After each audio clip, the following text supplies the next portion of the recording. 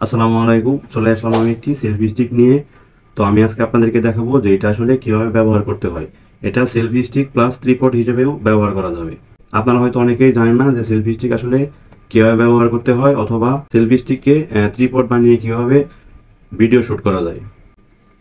তো চলুন আমি আপনাদেরকে এখন এটাই দেখাবো। তো এখানে আমি প্রথমে এই প্যাকেজটা খুলতেছি। এখানে একটা ইউজার ম্যানুয়াল আছে, আর একটা চার্জার কেবল আছে। এটা দিয়ে আসলে সেলফি স্টিকের যে লাইট আছে এটা চার্জ দিতে হয়।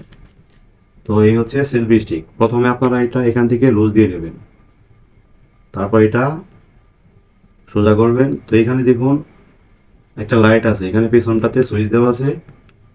তো এটা কিন্তু ইচ্ছে মতো বাড়ানো বা কমানো যায়। তো এটা প্রথমে আমি আপনাদেরকে দেখাবো যে এটা সেলফি স্টিক হিসেবে কীভাবে ব্যবহার করতে পারবেন। তো এটা প্রথমে আপনারা টান দিয়ে ধরে লম্বা করে নেবেন যতটুকু আপনাদের প্রয়োজন। তো আমি অল্প একটু নিয়ে দেখাচ্ছি।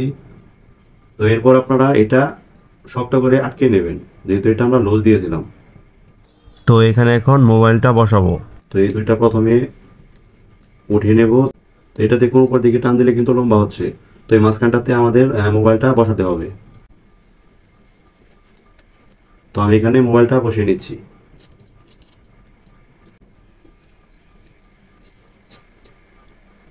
তো এখানে আমি আমার মোবাইলটা বসালাম। তো এখন এটা যদি আপনারা একটু অ্যাঙ্গেল করতে চান, আবার এটা আপনারা লুজ দিয়ে নেবেন। লুজ দিয়ে তারপর এটা এরকমভাবে অ্যাঙ্গেল করে তারপর এটা আবার শক্ত করে আটকে নেবেন। তো এটা এরকম করার পর দেখুন এইখানটাতে একটা সুইচ দেওয়া আছে, এটা ব্লুটুথের সাথে কানেক্ট করবেন। তারপরে কিন্তু এটা কাজ করবে। এটা কিন্তু উপর দিকে প্রেস করে এটা কিন্তু খুলেও নিতে পারেন।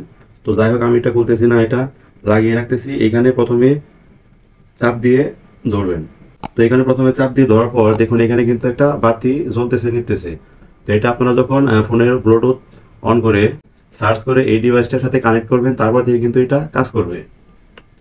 আর এটা ত্রিপড হিসেবে ব্যবহার করার জন্য আপনারা এখানে নিচের দিক থেকে দেখবেন যে তিনটা স্ট্রিং আছে। এইটা আপনারা এইভাবে যে কোনো সমান্তরাল জায়গায় এটা বসিয়ে নেবেন। বসিয়ে নেওয়ার পর ফোনের ফ্ল্যাশ লাইটও জ্বালাতে পারেন, বা এখানে যে বাতিটা দেওয়া আছে এটাও আপনারা জ্বালিয়ে নিতে পারেন।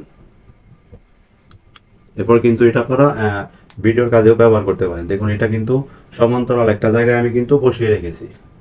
তো যাই হোক, ভিডিওটা বুঝতে যদি কোনো অসুবিধা হয় তাহলে অবশ্যই কমেন্টে জানাবেন। আর চ্যানেলে নতুন হয়ে থাকলে অবশ্যই সাবস্ক্রাইব করে পাশে থাকবেন।